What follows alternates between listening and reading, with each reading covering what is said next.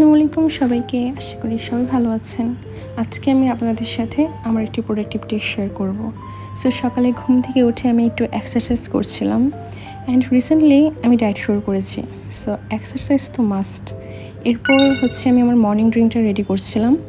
একটা হোল লেবুর juice and একটু কুসুম গরম পানি দিয়ে আমি আমার মর্নিং ড্রিঙ্কটা রেডি করেছি।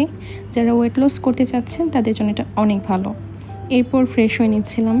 রিসেন্টলি আমি আমার morning to night skin care রুটিনটা একটু স্টপ রেখেছি, কজ আমার ফেসের মধ্যে কেমিক্যাল রিয়াকশন দেখা গিয়েছে। তাই এরপর আমি ব্রেকফাস্ট করছিলাম। আজকের ব্রেকফাস্টে ছিল অনেকগুলো সবজি, রুটি, শসা এবং একটা ডিম। আমার আম্মু জানে যে আমি ডায়েট করছি, সো আম্মু আমাকে ওইভাবেই ব্রেকফাস্টটা প্রিপেয়ার করে দেয়, আমাকে আর কিছু বলতে হয় না। ব্রেকফাস্টে যদি একটু সবজি থাকে তাহলেই হয়ে যায়, বাট যারা ডায়েট করছেন তাদের তো ব্রেকফাস্টটা একদম ভালো মতো করতে হয়। ব্রেকফাস্টই একদম মেন। সো ব্রেকফাস্ট করার পর আপনার সাথে কথা হচ্ছে। ব্রেকফাস্ট করার পর আমার প্রথম কাজই থাকে প্রত্যেকটা রুম গোছানো। সো আমি কিছু রুম গোছানোর ক্লিপ এখানে অ্যাড করছি, বাকিগুলো অ্যাড করিনি। গতকাল আম্মু শপিং করতে গিয়েছিল, সো আমার জন্য অনেক কিছু নিয়ে এসেছে। এই সুন্দর কিউট ছোট ব্যান্ডগুলো নিয়ে এসেছে। হেয়ার স্টাইল করার সময় এই ছোট ব্যান্ডগুলো অনেক কাজে লাগে। সো আমার এগুলো অনেক পছন্দ হয়েছে অ্যান্ড কালারগুলো খুব সুন্দর। অ্যান্ড এই বক্সটা তো আমার অনেক বেশি পছন্দ হয়েছে। এটার ভিতরে অনেকগুলো ক্লিপস, ব্যান্ডস ছিল অ্যান্ড হেয়ার স্টাইল করার সময় এরকম ছোট ব্যান্ড অনেক কাজে দেয়। খুবই সুন্দর হেয়ার স্টাইল করা যায়। অ্যান্ড এই ফ্যানটা আমার অনেক পছন্দ হয়েছে। এটা ক্যারি করা অনেক ইজি অ্যান্ড এটা আমার খুবই প্রয়োজন ছিল। আম্মু প্রতিবারই যখন রান্না করে তখন আমাকে টেস্ট করতে দেয়। মাছ তো টেস্ট করার কিছু নেই, বাট এরপর আম্মু দেয়। আমার মাছ ভাজা খুবই পছন্দ। সব কিছু রেডি করে আমি টিভি অন করতে যাব, তখনই বিদ্যুৎ চমকায়।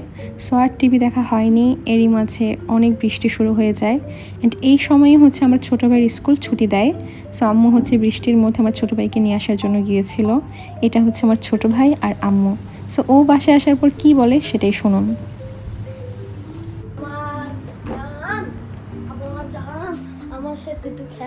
আমার সাথে একটু ছাদে আসো, বিচতে আমার অনেক মন চাচ্ছে।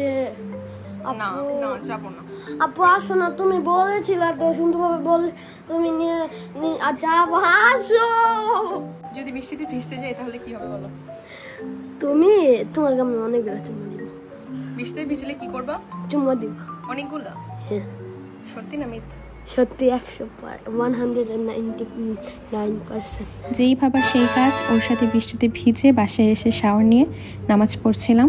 নামাজ পড়ার ক্লিপগুলো অ্যাড করা হয় না, কারণ নামাজ পড়ার সময় ভিডিও করা হয় না তাই। এরপর আমি লাঞ্চ করছিলাম।